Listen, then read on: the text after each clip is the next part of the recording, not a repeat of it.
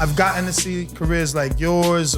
I mean, Earl Spence from the beginning, you know, Danny, just so many fighters, you know.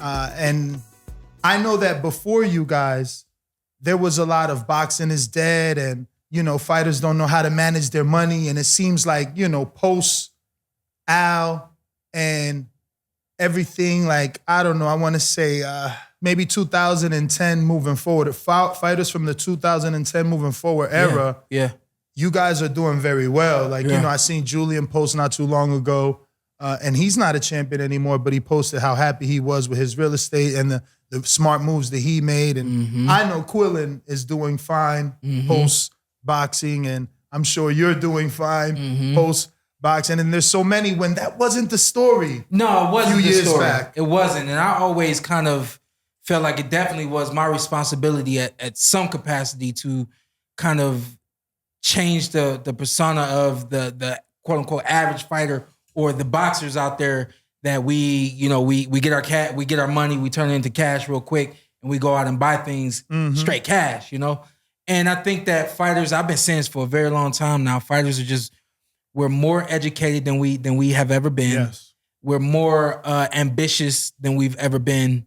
And I think for a long time, I think this too, I think the world can give fighters much more now than they could have given back in the past. I think in the past it was you're just a boxer and that's it. I think now there's just so many things that we're assessed that are at our disposal now that it's almost like we can't help but become anything other than a fighter now, a voice or a face on TV, or you know I know a lot of fighters that get into real estate. You mentioned J-Rock, and I know I had a conversation with J-Rock. He said every time I fight, I go get a house, and I'm like, dang, that's how you're supposed to do it, you know? Same thing with Terrence Crawford.